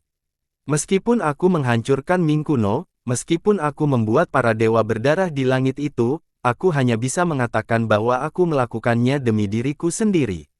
Tanganku berlumuran darah mereka dan juga darah umat manusia. Ini adalah keberanianmu. Anda tidak akan mengompromikan cita-cita Anda sendiri atau menunjukkan belas kasihan hanya karena mereka berasal dari ras yang sama. Mata polosnya bersinar terang, kamu adalah kamu tidak akan pernah berkompromi atau goyah. Umat manusia dan 9 dunia tidak cukup untuk mendapatkan belas kasihan Anda. Ini adalah jenis ketekunan. Anda mampu mencapai sejauh ini dan mendapatkan kesuksesan ini karena kekakuan Anda. Inilah sebabnya 9 dunia masih ada sementara umat manusia mewujudkan era kaisar yang sangat makmur. Jika kamu mengutarakan seperti itu, sepertinya aku tidak perlu khawatir. Li Qiye tertawa terbahak-bahak, sepanjang yang bisa kuingat, aku tidak pernah peduli dengan apa yang orang lain katakan, tapi jika Suer berkata demikian, tidak ada alasan untuk tidak melanjutkannya. Dia menatap ke dalam dan berkata, kapanpun waktunya, saya akan selalu melihat Anda sebagai sumber kebanggaan. Kamulah yang setia pada hatimu, hanya kamu yang mampu menginjak-injak segalanya, baik sebagai pelindung maupun penjagal. Dalam hal ini, aku tidak punya keberanianmu. Bahkan ketika kamu membunuh sampai ke ujung dunia dan menyebabkan aliran darah mengalir dan tidak peduli bagaimana orang-orang mengutukmu selamanya, memarahimu sebagai tangan jahat atau iblis, kamu tetap berjalan maju, bukanlah alasan untuk berbelas kasih, kritik tidak pernah menjadi alasan untuk bimbang. Kamu akan selalu menjadi kamu. Bahkan matanya yang tenang sedikit terguncang saat ini. Li Qiye memikirkan waktu yang lama. Banyak hal yang masih belum bisa dilepaskan. Sama seperti dulu ketika mereka bertarung bersama dan menghadapi bahaya yang sama. Mereka berpegangan tangan untuk melewati masa-masa sulit dan sulit masa lalu ini membuat mereka tidak dapat benar-benar merasa acuh terhadap satu sama lain. Akhirnya, dia mengangkat kepalanya untuk menatapnya, saya puas mendengar Anda mengatakan ini. Apakah aku adalah tangan gelap di balik tirai atau penjaga? 9 dunia, tidak ada yang penting. Dia mengungkapkan senyuman tipis. Meskipun wajahnya kurang menonjol, senyumnya sangat cantik, damai seperti bunga teratai yang mekar di salju. Ini adalah keindahan lembut yang melembutkan hati orang lain. Tidak peduli seberapa luas dunia ini atau jika siklus yang dibuat benar-benar ada, aku akan selalu bangga padamu. Kata-katanya terukir di dalam hatinya. Dia akhirnya menghela nafas dan berkata, terlepas dari berapa lama waktu berlalu dan akhir-akhirnya, saya akan tetap sama. Dia berkomentar, kamu dan saya memang seperti itu, bahkan waktu pun tidak dapat menghapus kita. Keduanya saling memandang sebelum tersenyum bersama. Mereka membenamkan diri dalam ketenangan saat ini. Segala sesuatunya menjadi tidak penting karena waktu seakan berhenti. Qian Suyun akhirnya memecah kesunyian, biarkan aku menyentuhmu. Li Qiye berdiri dan mendekat ke arahnya. Dia dengan lembut mengulurkan tangan yang cantik dan menawan di wajahnya. Setelah beberapa saat, dia menggenggam tangannya erat-erat sambil menatap matanya yang bersinar. Dia bertemu memandangnya dan berkata, saya minta maaf karena saya tidak bisa bertarung dengan Anda dan mengikuti Anda sampai akhir dunia ini. Tidak, kami hanya bisa mengatakan bahwa dao kami tidak sama. Li Qiye terus memegang tangan putihnya, saat itu di dunia itu, di masa tersulitku, kamu adalah temanku dan selalu mendukungku hingga kita kembali ke 9 dunia. Ketika Anda pergi, saya mengerti bahwa kita tidak berbagi jalan yang sama. Kehendak Anda adalah untuk rakyat jelata sementara jalan saya adalah jalan yang dilapisi darah, tidak peduli zamannya, saya hanya bisa tidur di tempat yang optimis. Selamat tinggal, kamu yang paling aku cintai. Saya tidak punya apapun yang perlu diingat atau bertanya-tanya di dunia biasa. Saya sangat puas melihat Anda untuk terakhir kalinya. Akhirnya, dia menarik tangannya dan memulihkan temperamennya yang tenang dan transenden. Pada saat ini, dia adalah penguasa Buddha di kerajaan Buddha, terbebas dari samsara. Li Qiye menarik napas dalam-dalam dan berbicara dengan tegas, selamat tinggal, Suer, tidak peduli berapa lama waktu yang dibutuhkan, suatu hari nanti, aku akan berdiri di ujung dunia. Dengan itu, dia pergi tanpa menoleh ke belakang. Ini adalah kali terakhirnya. Semuanya akan berubah secepatnya. Qian Suyun mengawasinya pergi. Dia akhirnya menutup matanya. Saat dia membukanya lagi, itu menjadi pertunjukan mata Buddha. Sebuah dia melonjak ke udara sementara roda Buddha turun. Mulai sekarang, Qian Suyun tidak ada lagi di dunia ini. Gadis kecil dari masa lalu juga telah tiada. Hanya Tuhan Buddha yang fokus pada semua makhluk hidup yang tersisa. Banyak mata di dataran tinggi yang terletak pada Li Qiye saat dia meninggalkan kerajaan Buddha. Banyak orang yang terguncang. Beberapa orang terkejut ketika melihatnya keluar tanpa cedera. Dewa Raja Tua berkumpul, sangat menantang surga, dia bisa pergi dengan selamat. Menantang seluruh dataran tinggi dan menghancurkan portal sambil meninggalkan kerajaan Buddha dalam keadaan utuh ini terlalu menantang surga. Bahkan orang jenius pun tidak akan berani memikirkan hal seperti itu. Dalam waktu singkat, dataran tinggi menjadi sangat sunyi. Verces telah meninggalkan kesan yang tak terhapuskan di benak semua orang. Saat ini, tidak ada seorang pun yang mampu melakukan hal ini. Bahkan bisa dikatakan bahwa selama jutaan tahun ke depan, hanya sedikit orang yang mampu menantang dataran tinggi seperti ini.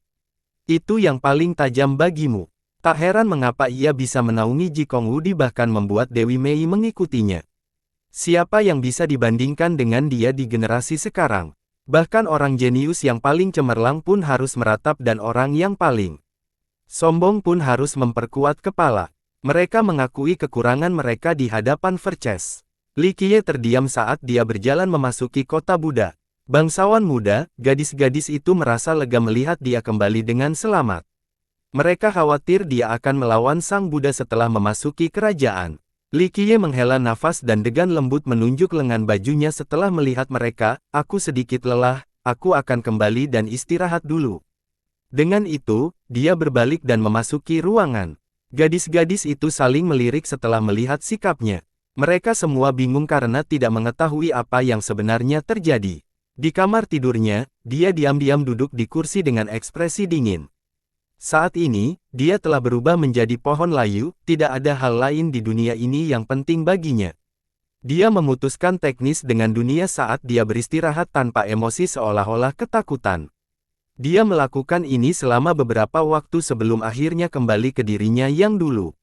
Badai sesungguhnya sedang mendekat, ini bukan apa-apa. Dunia akan selalu meninggalkan penyesalan. Li Qiye memandang keluar jendela dan menatap ke arah cakrawala jauh. Di tahun-tahun yang lalu, dia dan Qian Suyun menghadapi kesulitan bersama. Mereka mengalami situasi yang paling berbahaya dan menyedihkan. Selama itu, mereka tidak pernah meninggalkan satu sama lain.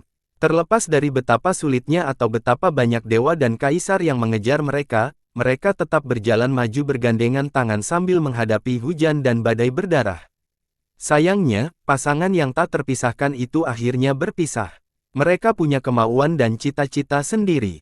Seperti yang dikatakan Qian Suyun, keduanya menginginkan jawaban. Namun, jawaban yang mereka harapkan berbeda. Dahulu kala, jalan mereka sama, namun fokus Qian Suyun adalah pada makhluk hidup sementara fokus Li Qiye adalah pada mengarahkan dirinya sendiri. Seluruh keberadaannya tersebar pada baptisan darah. Eranya ditetapkan menjadi mengerikan dan mengerikan. Dia tidak berusaha menahannya karena dia adalah wanita yang sangat cerdas. Dia sudah melalui cukup banyak hal dan dia tidak ingin dia mengalami pembunuhan bertahun-tahun lagi. Dia tidak berharap dia akan mengalami lebih banyak malam tanpa tidur di masa depan. Selamat tinggal, Suer. Dia menghela nafas, tidak ada air mata atau kesedihan. Semuanya sesuai harapannya. Bangsawan muda, apakah kamu baik-baik saja? Dia mendengar gadis-gadis itu berbisik. Dia mendongak dan melihat gadis-gadis berdiri di sana dengan ekspresi khawatir, termasuk Mei Suyao. Dia merasa hangat di dalam ketika dia bertanya, "Sudah berapa lama saya duduk di sini?" Waktu datang dan pergi, tapi apapun yang terjadi, selalu ada orang yang menemaninya. Meskipun dia tahu banyak orang yang tidak bisa mengikuti sampai akhir dunia, ini sudah lebih dari cukup baginya. Apalagi yang bisa dia minta? 5 hari. Li Xuangyan berkata, "Mengapa kamu seperti ini?" Mereka sangat meremehkannya karena bangsawan muda mereka jarang menunjukkan kelemahan seperti ini. Mereka dapat dengan mudah menebak bahwa sesuatu yang besar telah terjadi. "Tidak apa-apa, tidak perlu memikirkanku." Dia tersenyum dan kecewa. Sesuatu yang tidak menguntungkan sedang terjadi di sekte kuno dupa pembersihan. Mei Suyao merasa lega melihatnya kembali normal dan segera melihat kabar tersebut. Apa yang telah terjadi? Matanya berbinar saat kilatan dingin melintas di pupil matanya. Li Xuangyan dengan cepat menjelaskan, sekte Dewa Surgawi ingin menyerang. Space Trample Mountain dan Azure Mysterious Ancient Kingdom juga mengembangkan pedang mereka. Sekolah Sungai Abadi menerima pesan bahwa sekte ketiga ini bekerja sama untuk mengelilingi dan menghancurkan dupa pembersihan kami. Mereka juga mendengar bahwa sekte Soaring Immoral pasti akan tumbang. Jika sekte Dewa Surgawi mengadakan pertentangan, sekte yang melonjak pasti akan membantu mereka. Mei Suyao menambahkan dengan tergesa-gesa. Wilayah Grand Tengah terletak sangat jauh dari bumi tandus bagian selatan. Berita tentang serangan ini seharusnya tidak datang begitu cepat, tetapi Sekolah Sungai Abadi menaruh perhatian besar terhadap hal ini. Saat mereka menyadari sesuatu, mereka langsung mengirim pesan ke Mei Suyao. Bodoh yang naif. Kilatan mematikan yang mengerikan melintas di mata Li Qiye. Mei Suyao melanjutkan, nenek-nenek moyang saya menyuruh saya untuk memberitahu Anda bahwa sekolah kami sudah siap. Dengan perintahmu, kami akan menangkis musuhmu. Pesan leluhurnya sangat jelas. Sekolah Sungai Abadi mendukung Li Qiye. Tidak, dia berdiri dengan dingin, saya menghargai niat baik kakek tua Anda, tapi saya pribadi akan kembali. Jika aku tidak membantai mereka, mereka tidak akan tahu bagaimana rasanya ketakutan. Jika orang berani menyentuh dupa pembersih, saya akan memberitahu seluruh dunia Kaisar Fana bahwa melawanku tidak akan berakhir dengan baik. Bahkan Sekte Abadi yang melonjak tidak terkecuali. Dia bersemangat untuk bertarung. Saya telah meminta para tetua untuk membuat portal Dao untuk bangsawan muda. Anda dapat kembali ke Grand Middle Territory kapan saja. Aku akan kembali bersamamu. Mei Suyao berbicara. Dia adalah orang yang cerdas dan ahli strategi yang baik yang siap menghadapi situasi apapun. Li Qiye menggelengkan kepalanya, kamu harus tetap di sini karena seseorang dari sekolahmu sedang naik daun. Biarkan aku yang menangani ini. Li Qiye kemudian melihat ke arah yang lain, bersiaplah. Kami akan memberitahu Lian Xiang bahwa kami akan kembali.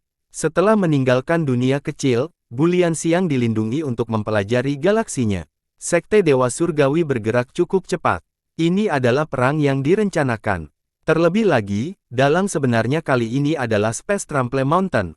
Sekte Dewa Surgawi hanyalah garda depan.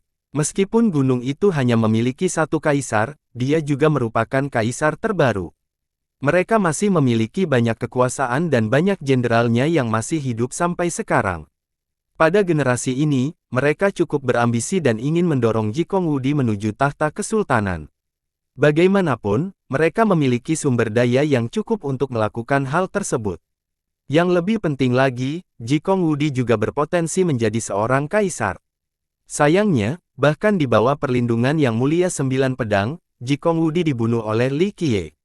Hal ini membuat marah Space Trample Mountain karena merupakan tantangan langsung terhadap otoritas mereka.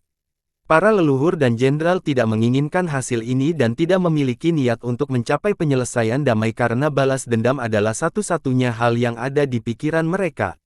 Pada saat yang sama, kerajaan kuno Azure yang misterius juga menginginkan bagian dalam hal ini. Mereka bersumpah karena tidak pernah berdamai dengan Li Qiye.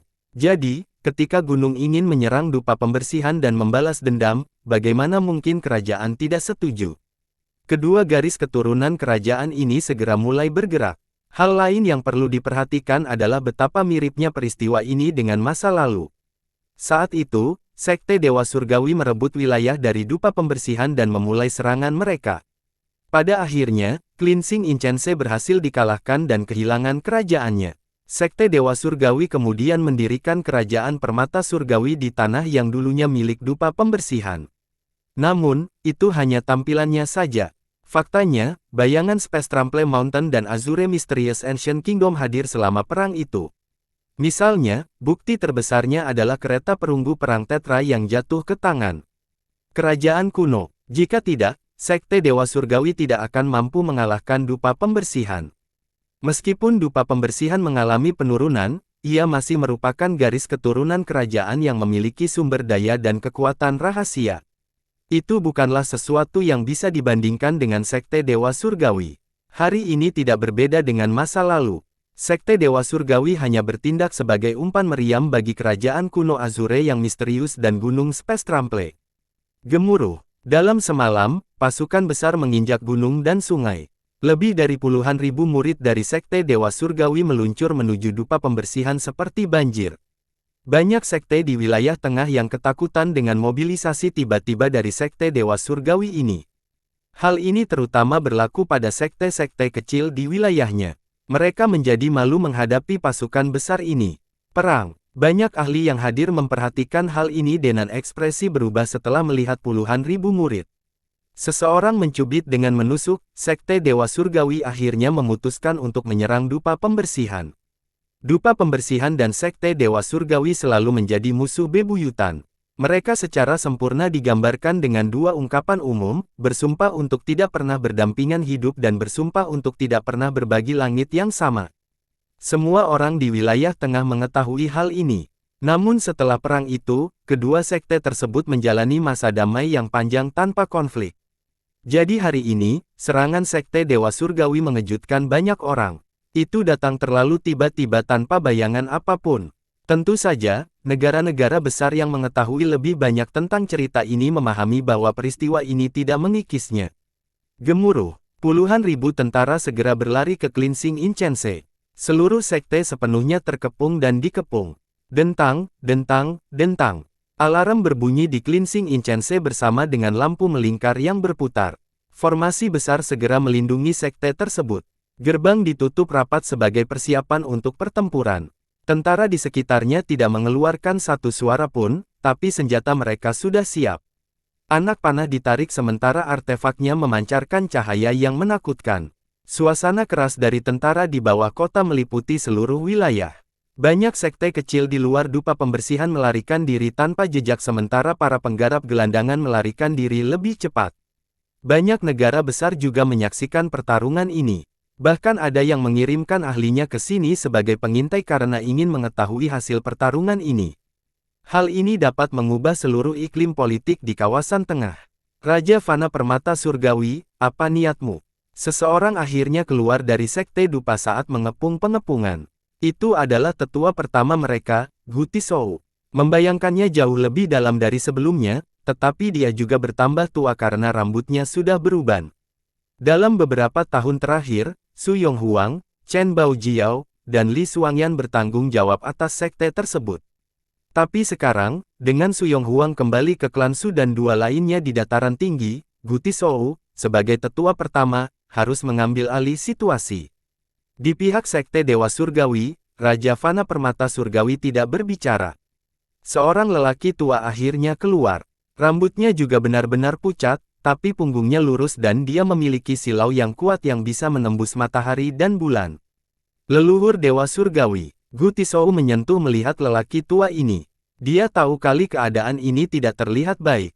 Para ahli di kejauhan juga saling melirik. Leluhur Dewa Surgawi dapat dikatakan sebagai pencipta sekte tersebut. Ia menjadi kuat di bawah kepemimpinannya.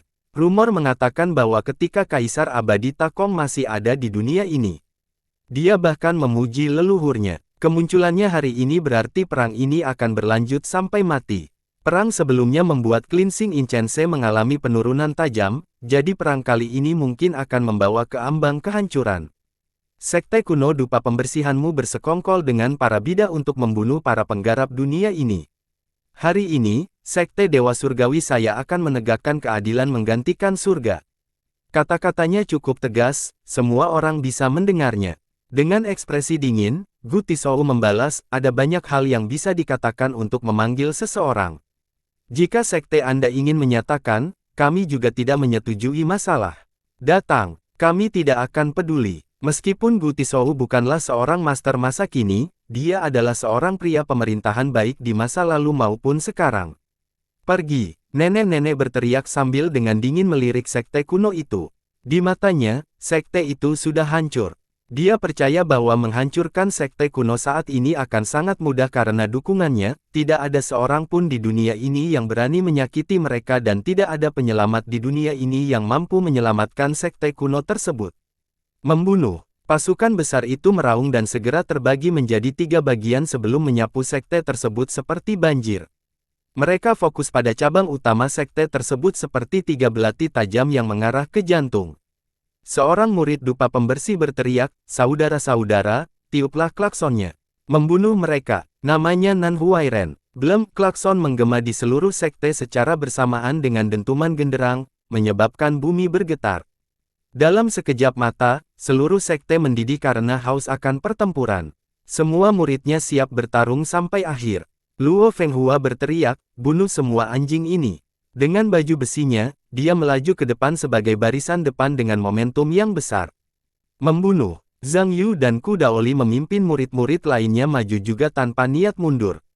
Mereka dengan ganasnya maju untuk menemui pasukan besar dari Sekte Dewa Surgawi. Saat ini, baik Luo Fenghua dan Zhang Yu memiliki prestasi masing-masing. Mereka telah naik ke alam Raja Surgawi dan cukup kuat untuk menjadi pelindung atau tetua sekte. 300 murid dari Cleansing Jade Peak telah menemukan beberapa keberhasilan. Mereka diajar oleh Li Qiye saat itu dan tidak mengecewakannya. Mereka sekarang menjadi kekuatan inti dari dupa pembersih. Dalam beberapa tahun terakhir, kelompok ini telah mencapai prestasi yang luar biasa. Membunuh. Kedua pasukan itu bertabrakan dengan dampak yang membelah bumi, mulai mengalir seperti sungai. Sekte Heavenly God memiliki keunggulan jumlah, namun para murid dari Cleansing Incense adalah pejuang yang tangguh. Mereka menyerupai harimau ganas yang meninggalkan gunungnya dan tanpa ampun membunuh musuh-musuhnya. Pada saat yang sama, pertempuran lain sedang berlangsung di dalam sekte itu sendiri. Para murid dupa pembersihan di sana membentuk formasi pertempuran yang kuat untuk menghentikan pasukan yang mengelilinginya. Formasi pertempuran ini disiapkan oleh Su Yonghuang. Kemudian, Li Xuangyan mengambil alih dan, karena latihannya, formasi saat ini jauh lebih kuat dari sebelumnya. Pembantaian dilanjutkan dengan para murid dupa pembersihan dengan keras menghentikan pasukan Dewa Surgawi. Setiap murid ganas dan gigih. Mereka ingin darah musuh membasuh setiap inci tanah ini. Menarik sekali, berani menyerang dupa pembersih saat kakekmu ada di sini. Yang paling sengit di sekte ini adalah Niu Fan.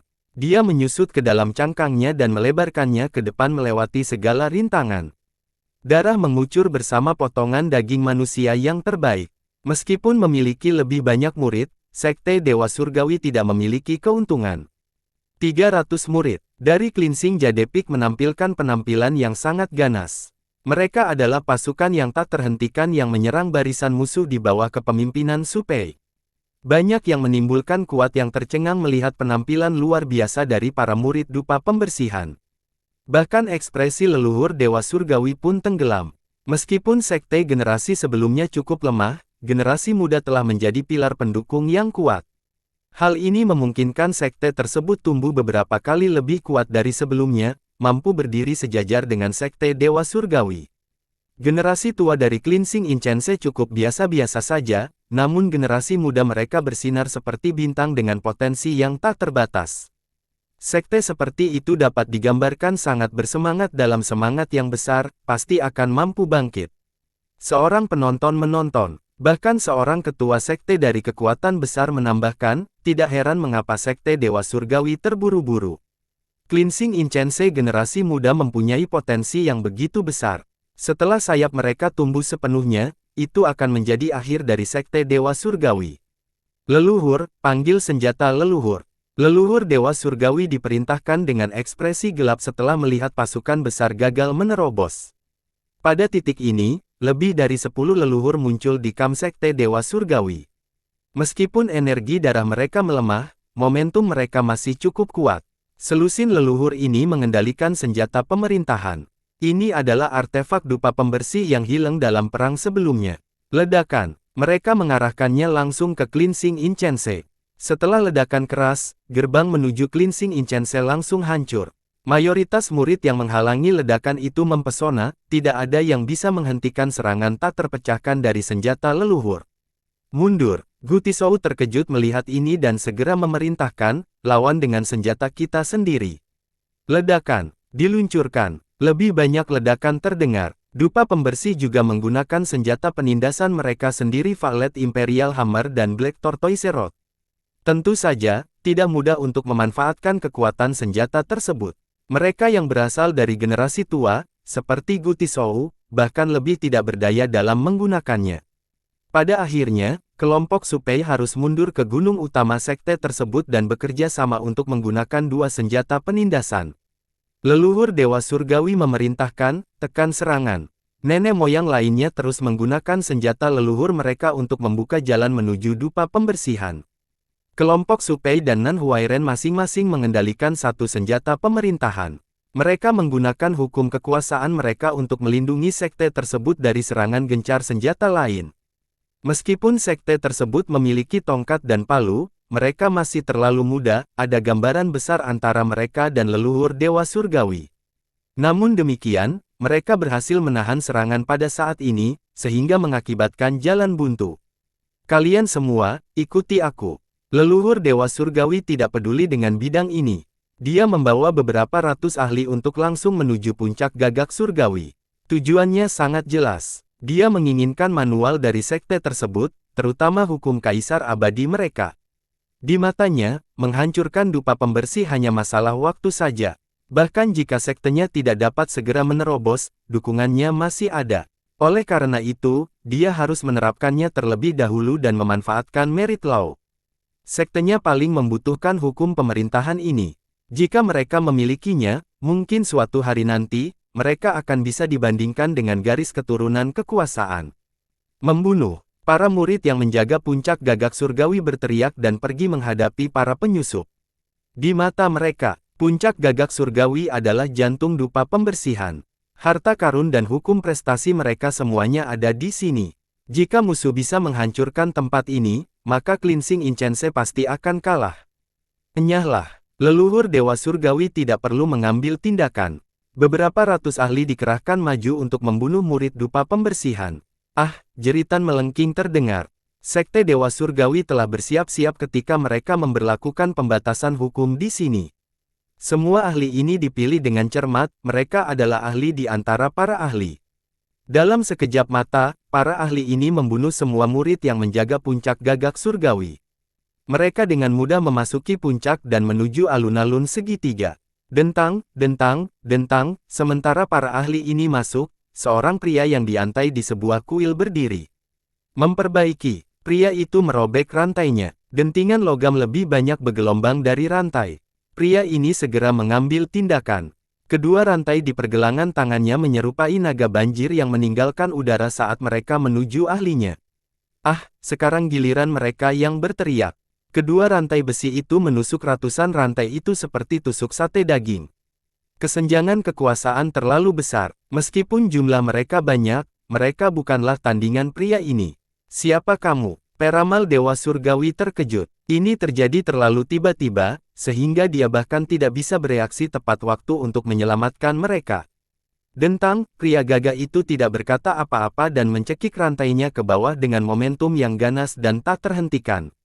Nenek moyang yang terkejut memanggil senjatanya dan melepaskan seni tertinggi untuk melawan pria ini. Gemuruh, mereka melakukan perlawanan sampai ke langit. Pria tak dikenal itu menggunakan rantainya sebagai senjata untuk menghentikan leluhurnya. Meskipun leluhurnya sudah cukup lama terkenal dan dunia takut padanya, dia tidak bisa menang melawan pria ini. Sebaliknya, dia benar-benar tertekan. Semua orang kaget melihat ini. Banyak ahli di atmosfer itu adalah garis keturunan kerajaan bagi Anda, harimau yang berkemah dan naga tersembunyi ada di mana-mana. Bahkan para murid dan tetua dari Cleansing Incense pun tercengang karena, dalam ingatan mereka, pria kekar itu selalu dikurung di tempat itu, tidak ada yang mengetahui identitasnya atau apa latar belakangnya. Bahkan tetua pertama, Gu Tizhou, tidak tahu dari mana asalnya. Mereka tidak mengira pria yang dirantai itu begitu kuat. Ledakan, harta perlindungan leluhur terkena rantai besi. Dia melahap darah dan jatuh dari langit. Dia terhuyung mundur lebih dari 10 langkah sebelum dia bisa menstabilkan tubuhnya.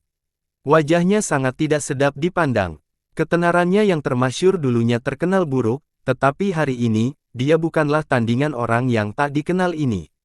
Bagaimana mungkin dia tidak marah? Dia akhirnya berteriak, "Dao saudara, tolong bantu aku untuk menghancurkan dupa pembersih."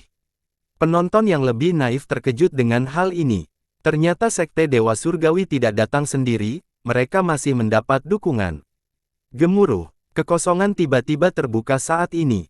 Sebuah gunung besar muncul di hadapan semua orang. Itu menembus langsung ke langit. Air terjun jatuh sejauh ribuan mil dengan elang dewa berputar-putar. Ini adalah masyarakat naga banjir hijau.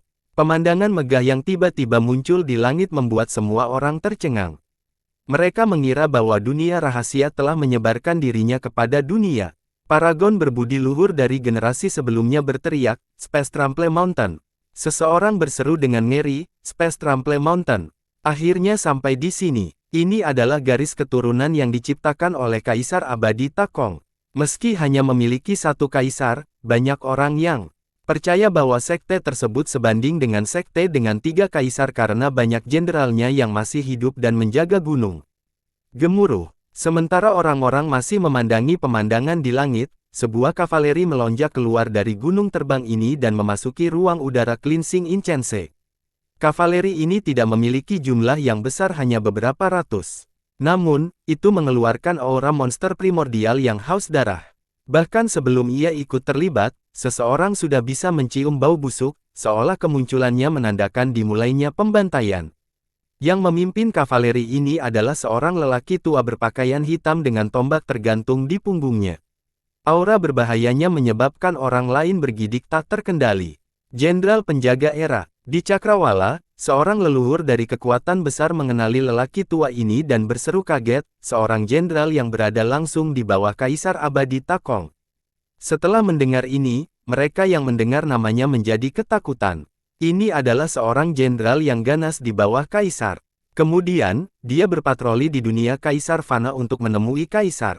Orang-orang sangat takut padanya. Seekor kelabang mati tapi tidak pernah jatuh. Era Sentinel dengan dingin memelototi pria kekar itu dengan niat membunuh yang menindas, tetapi hari ini, tidak peduli kekuatan apapun yang masih disembunyikan dupa pembersih, ia tidak akan bisa lolos dari kematian. Murid-muridmu seharusnya tidak pernah menyinggung orang-orang yang mereka tidak mampu untuk menyinggung perasaannya. Kerumunan orang tercengang melihat Era Sentinel secara pribadi memimpin kavaleri dalam pertempuran ini. Bahkan murid-murid dupa pembersihan tahu bahwa mereka berada dalam kesulitan. Pria kekar itu menjadi serius juga. Dia tahu bahwa dia telah bertemu musuh yang tangguh. Sue Hongyi, kamu seharusnya tidak datang ke sini. Sebuah suara terdengar pada saat ini, dulu ketika Space Trample Mountain milikmu membuat rencana di latar belakang dan memerintahkan Sekte Dewa Surgawi untuk menyerang wilayah Cleansing Incense, tulang-tulang tua ini tidak mau mengganggumu. Tapi sekarang, gunungmu benar-benar datang untuk menindas dupa pembersihku, menurutmu apakah kita tidak punya siapapun yang membela diri kita sendiri? Seseorang muncul di atas sekte kuno dupa pembersihan, tidak ada yang tahu kapan atau bagaimana dia sampai di sana. Itu adalah seorang lelaki tua yang sama sekali tidak menyerupai seorang ahli. Penampilannya yang malang dan rendah hati sangat mencolok ketika dia membuka mulutnya, memperlihatkan 3 gigi kuning. Dia tidak memiliki gaya dan sikap seorang ahli. Iblis tua, semua orang dari Cleansing Incense tercengang saat melihatnya. Bahkan Gu Tishou tidak bisa mempercayai matanya. Orang yang muncul tiba-tiba ini adalah seorang selebriti di Cleansing Incense Iblis tua. Dia adalah lelaki tua malang yang menghabiskan sepanjang hari bersama wanita di Happy Crimson Pavilion. Bahkan murid baru pun tidak peduli pada iblis tua karena semua orang tahu bahwa dia hanyalah seorang kakek bejat. Siapa sangka ketika dupa pembersih berada di ambang kehancuran, lelaki tua mesum dan malang ini akan keluar untuk menghadapi Era Sentinel. Mata Era Sentinel berbinar dengan cahaya menakutkan setelah melihat lelaki tua ini seolah ingin melihat menembus dirinya. Musaodi, apakah itu kamu? Kamu adalah Musaodi yang tampan dan tiada taraf. Dia menyebut nama itu tanpa kepastian.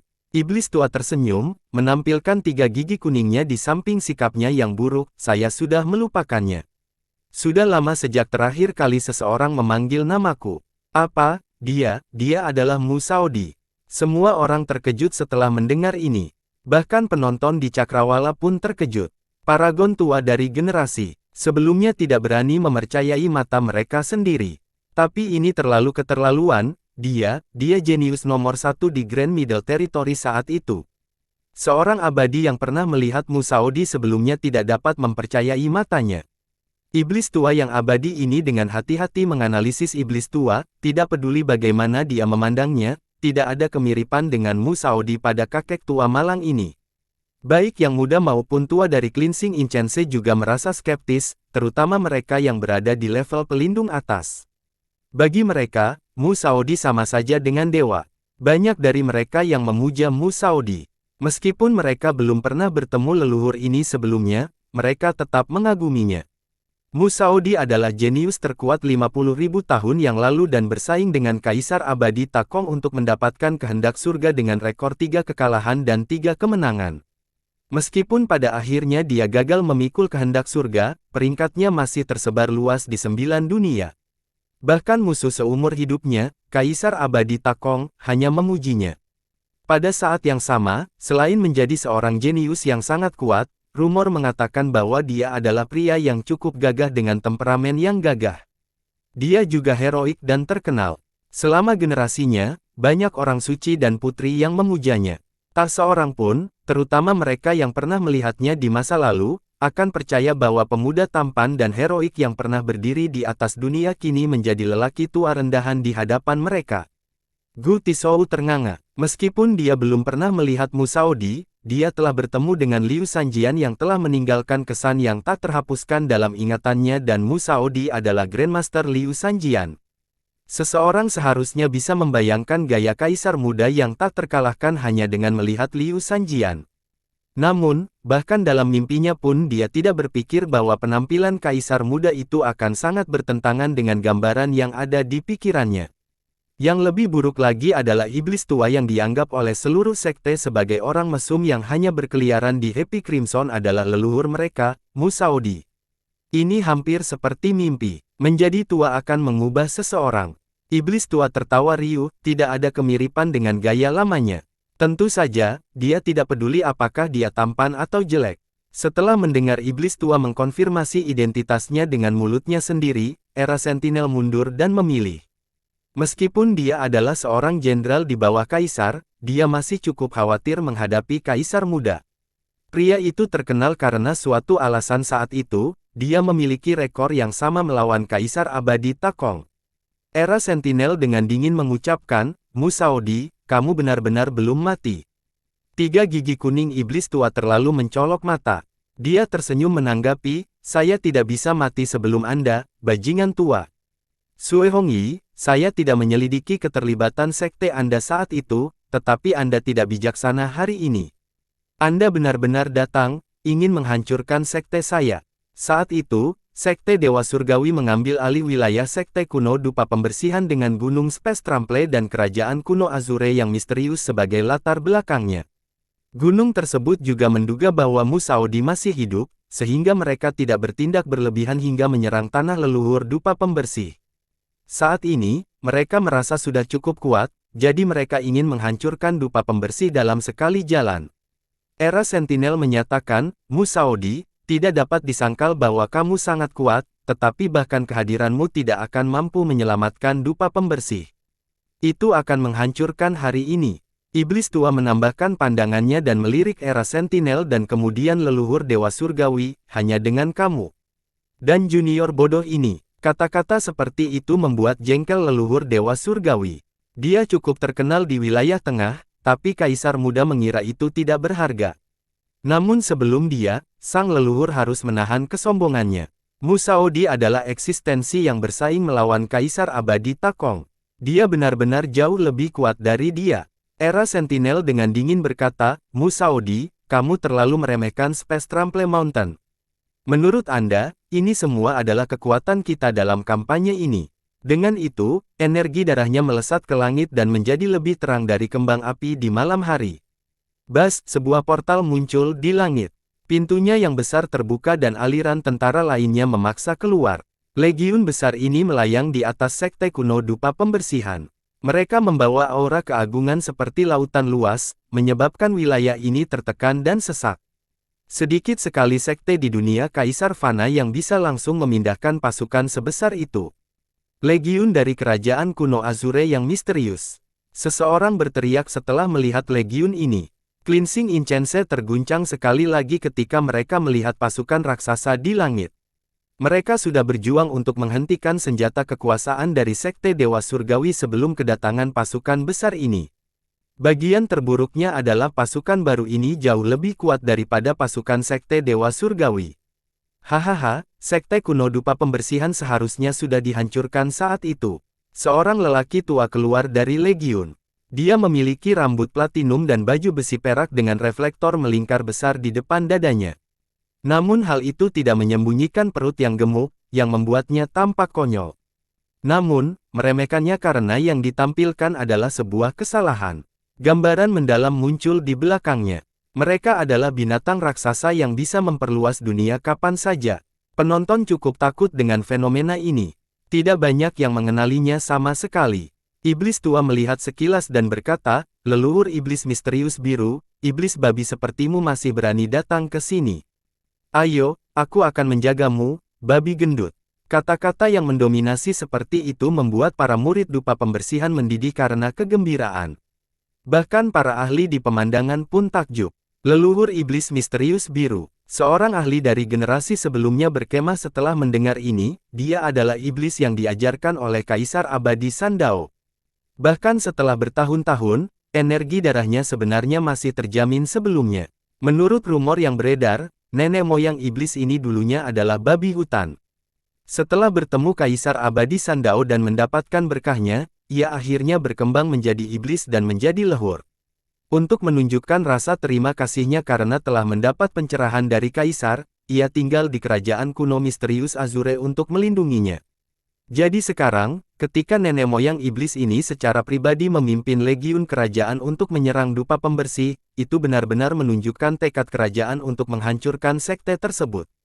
Ini terlalu luar biasa, sepertinya mereka tidak akan menyerah sampai dupa pembersih menjadi sejarah. Bahkan seorang penguasa suatu negara pun tercengang dengan hal ini. Dupa pembersihan saat ini bukan lagi sebuah garis keturunan-keturunan. Di mata banyak orang, itu hanyalah sekte kelas 3. Tapi sekarang, Jenderal Sentinel Era dan leluhur iblis misterius biru langit secara pribadi memimpin pasukan mereka untuk menyerang dupa pembersihan. Bahkan orang bodoh pun bisa melihat bahwa sekte Dewa Surgawi hanyalah umpan pengintai meriam. Dalang sebenarnya di balik pertempuran ini adalah Space Trample Mountain dan kerajaan kuno. Heh, Junior, kamu benar-benar cukup kuat untuk diakui oleh kehendak surga. Namun, meski kamu lebih kuat, kamu tetap tidak akan bisa lolos dari kematian hari ini. Nenek moyang iblis tertawa sebelum berteriak. Teriakannya menggema di seluruh dunia. Ledakan, energi biru melonjak ke langit dari kerajaan kuno. Itu berubah menjadi mata air bergelombang yang menjulang hingga bermil-mil.